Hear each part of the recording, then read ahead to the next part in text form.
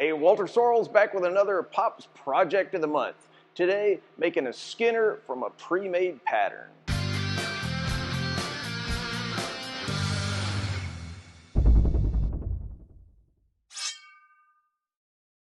I'm really excited about today's project for a bunch of reasons. First, we'll be using a really fun and interesting tool that you guys will love, but more importantly, the knife itself. Now, before we get to that, as always, our Pops Project of the Month is sponsored by Pops Knife Supply, your source for everything knives. So look, I get contacted by a lot of guys who are looking for, a way into the hobby of knife making that doesn't require them to take on every single aspect of knife making in one throw. Something that's, doable in a reasonable time frame, a weekend, a couple evenings, that sort of thing. And today's project is perfect for that. There are a couple of things that are great about it that make it kind of what I'd call a project knife. First, the knife itself is small, so if you're using a starter type belt grinder or even filing it to shape, there's not huge amounts of steel to remove. So two reasons for that. First, it's just basically got a small blade, but more importantly, you can get the knife blank already shaped for you direct from Pops Knife Supply. This means that it's a very doable weekend project, something you can do with your kid, a grandson, a buddy, or if you wanted to make some knives to give to friends or family, you could do a bunch of them at a time, and it's not going to take you 6 months to get them all finished. All right, let's jump on in. It's a pattern blade cut from 1084 steel. You can find this pattern by searching for Canuck, C-A-N-U-K, on the Pops website. 1084 is a high carbon steel that is rightly considered to be relatively easy to heat treat, so it's perfect for this kind of project.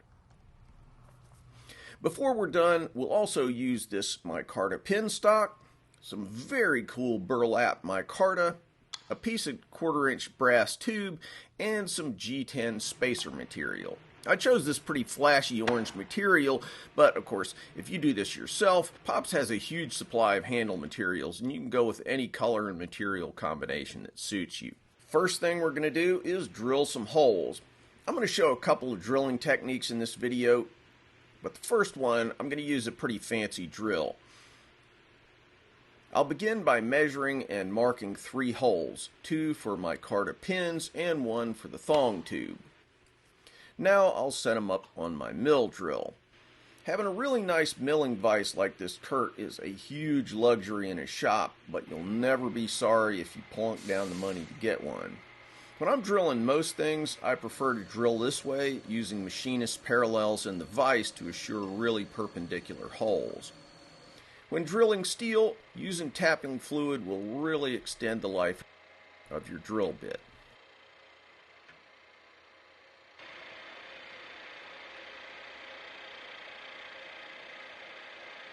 Today's video is, of course, sponsored by Pops Knife Supply, your source for everything in the world of knife making.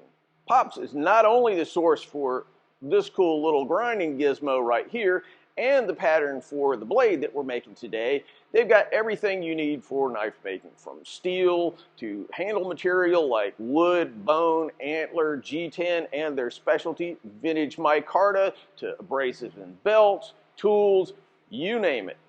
Now, they've recently moved to a fantastic new facility, so they got 4 times as much space to better serve you, but also the owners at Pops are all working knife makers, so they're always ready, willing, and most important, able to help you answer your questions about every single product they sell. PopsKnife.supplies. Now, if you notice, our blank has got this gray stuff on it. That's mill scale. We're going to start by removing it using this cool little tool from Pops. I happen to make it for them, by the way. Just saying. Anyway, here's the idea. The tool has magnets embedded in it. Now, this isn't my design. This is basically Joey Berry from Pops' design that he adapted in turn from a design by Andy Roy of Fiddleback Forge. Then I basically just figured out how to make it manufacturable. So I didn't invent this or anything, I just manufacture it for him. Now, knife makers have been using all kinds of magnetic holders for years and years, but what sets this little gizmo apart is that it has this micarta rod, same material we're using for pin stock, and you can use it to index and hold your blade on the jig. Depending on what you're trying to do, you can use any of the holes that you've drilled on your blade to position it in different ways, and that'll allow you to accomplish different kinds of grinding strategies. You'll see more on that later. By the way, you can find them on the Pops website by searching for knife holding jig or my name. For now, we're just going to use it to clean up the mill scale. I'll start with 120 grit ceramic, then move to a surface conditioning belt. This knife is going to have a tapered tang, something that saves weight and adds refinement to a knife. And that's what this knife holding jig is really made for.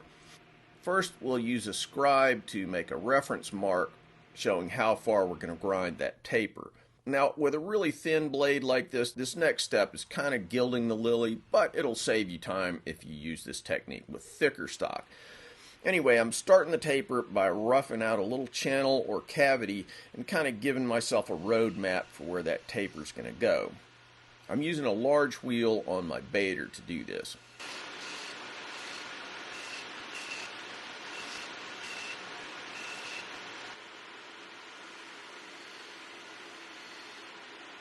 That's about what we're looking for, leaving a little margin all the way around the outside. Then we're going to place the knife on the tool like so, peg in the rear hole, and start grinding away. It takes a little practice, but honestly not that much to make this work. You may find it's better to go tip up or tip down. The key point here is that the handle on this tool allows you to easily shift pressure across the face of the tool, and therefore on the blade blank. Wherever you push harder, you'll grind faster and deeper too. So what you want to do is focus extra pressure on that end of the knife. Now don't go too caveman on it. You want to have pressure on the whole bottom of the knife, but just more pressure where you're grinding more material. And then you're going to slowly sneak your way up to where you want that taper to end. In this case, right about where we hollow ground that little cavity. Very thin stock, so this goes pretty quickly. No point in getting too aggressive. Do both sides, working down to those reference marks, and we're done. Now when we scribe those reference marks, we also scribe center lines on the blade itself. I'll also use some layout fluid to give a reference for my grind lines. Now I'm ultimately going to grind higher than these little reference marks, but it's helpful, especially for roughing, to know where you're heading on the initial grind. Here we go. Normally I like to rough blades with 36 grit belts, but in this case I'm using 120 grit ceramic because these blades are pretty thin and pretty small. The higher grit gives me a little more precision.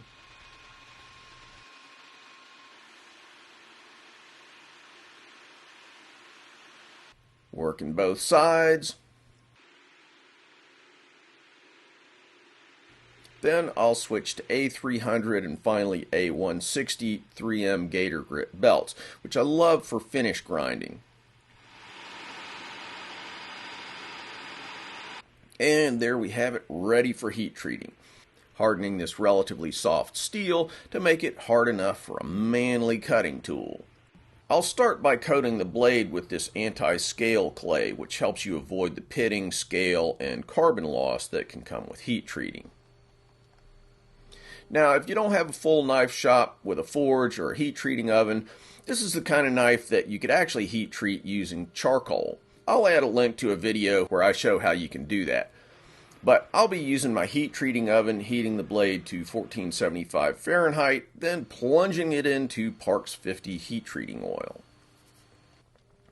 Notice I don't cool the handle immediately. Blade first, then tang. This keeps the tang soft, which means that if you get a minor warp or bend, you can easily fix it. Quick check with a file demonstrates that the blade's hardened. Then I'll put it back in the oven at 400 Fahrenheit to temper the steel for a couple hours. Now let's turn to the handle. I'm going to use decorative G10 spacers. The lighting in my shop doesn't quite show just how garish this stuff is. But hey, I spend my days making tons of knives in tactical black, so sometimes it's fun to just go crazy. Now let me talk about G10. It's basically a fiberglass version of micarta. Honestly, I have a love-hate relationship with stuff. Glass is much harder than steel, which means that G10 will absolutely wreck saw blades. Normally I cut micarta on my bandsaw, but not G10. I like to cut it with abrasive cutting wheels. In this case, just a good old angle grinder. You don't have to do this, but unless you cut with carbide tipped tools, plan on buying new saw blades pretty soon.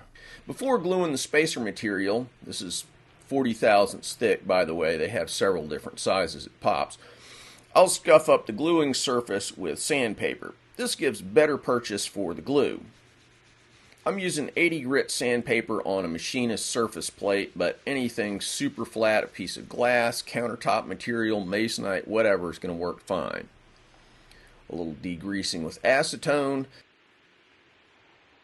Then I'll use this CA glue, cyanoacrylate, that's basically super glue, to join them. I love this medium thick gel. It cures a good deal slower than old-fashioned super glue, which gives you more working time.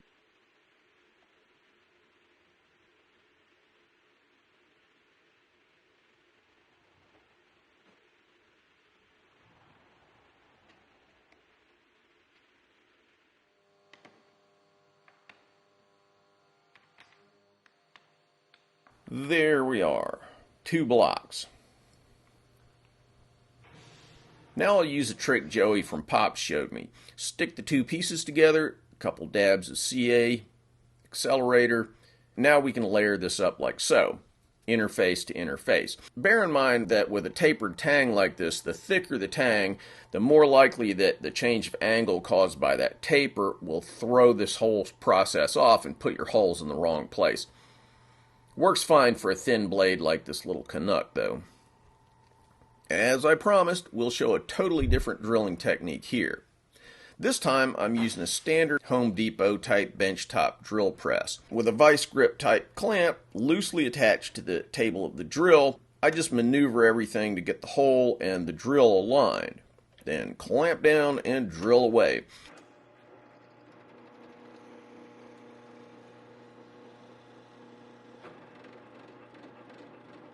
Once the first hole's made, I'll insert a homemade locator pin, and this will keep the holes from slipping out of alignment. Then I'll drill the other holes in sequence.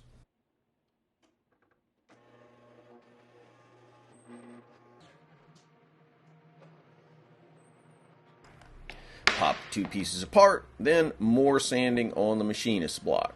This time, both to increase adhesion and to flatten them out and get rid of glue and all that, so that all these faces lie nice and tight together. Before gluing up the handle, we'll take the knife back to the grinder and pretty it up. I'll use a surface conditioning belt here. Be aware that you don't want to smear that line between the tang and the blade too much, so just enough to get the job done.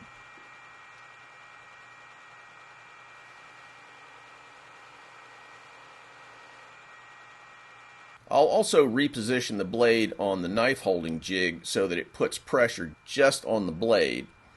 That's going to smear the grind line like so, but I'm going to clean that up anyway, so no harm, no foul. And here we go, hitting it up on the 160 Gator Grip belt.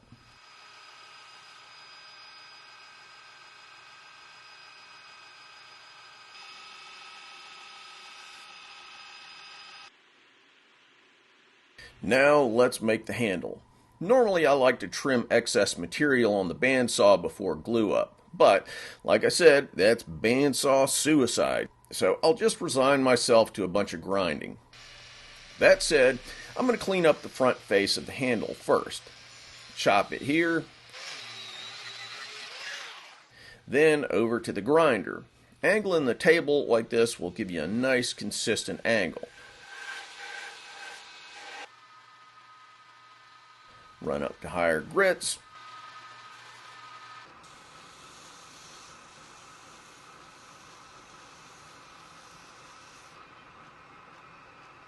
Then a little hand sanding. Then over to the buffer.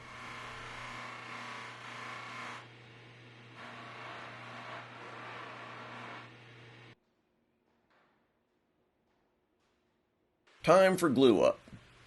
I'll use my abrasive blaster to scuff the tang, but you can do this with sandpaper or heavy Scotch-Brite. However you do it, it's going to improve adhesion. Then I'll degrease all my bits and pieces with acetone. Nothing ruins a glue joint like grease. It's always a good practice to pre-assemble. Then mix up the epoxy. I like 30-minute epoxy over the usual Home Depot 5-minute stuff. Slather the epoxy.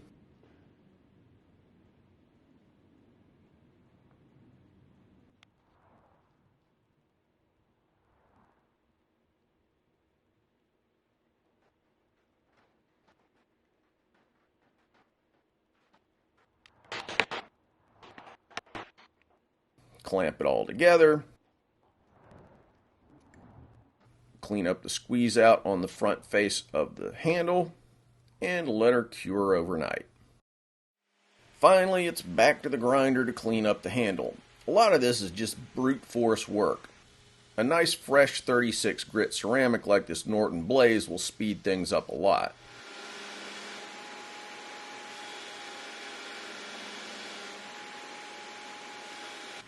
Once I've got it ground to the margins, I'll turn it tip up and start radiusing the handle.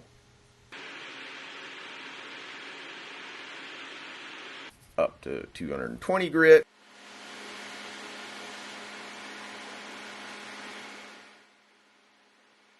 Then I'll use my slack belt fixture with a 220 grit J-weight belt to round off the corners and smooth all the transitions. Even if you're using something like a $60 Harbor Freight grinder, you can usually find a little space above the platen that will give you some flex like this and help you sand everything nice and smooth.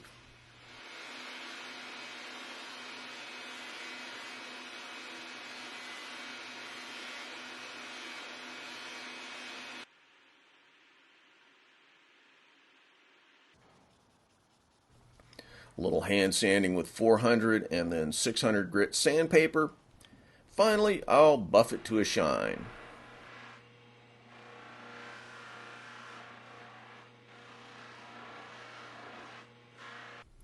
Now I'll sharpen it.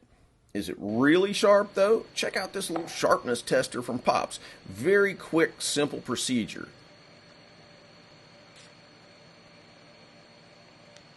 And the results are in. Okay, wait a minute. This is such a neat little tool. I think I'm going to do a whole separate review of it in another video. We'll find out then if this knife passed the sharpness test or not.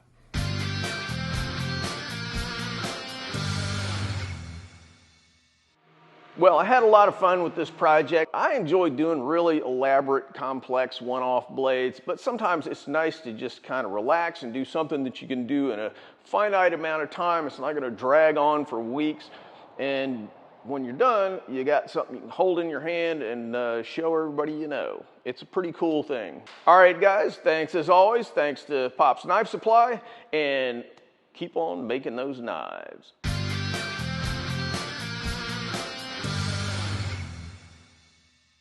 Thanks for watching, guys. If you like what we're doing here, please subscribe and make sure that you click on that bell so you get notified of all the latest videos. Want to buy a knife from me? Check out my modern blades at tacticsarmory.com. Digging the channel? You can support our video making efforts on Patreon. You know, I've been banging away on these videos for like 10 years, so I hope you'll show some love for all that hard work. Link in the cards and descriptions. Finally, if you're interested in making Japanese swords, check out my full line of Japanese sword videos where I show how to forge Japanese swords as well as how to polish them and how to make fittings, handles, and scabbards. WalterSorrellsBlades.com.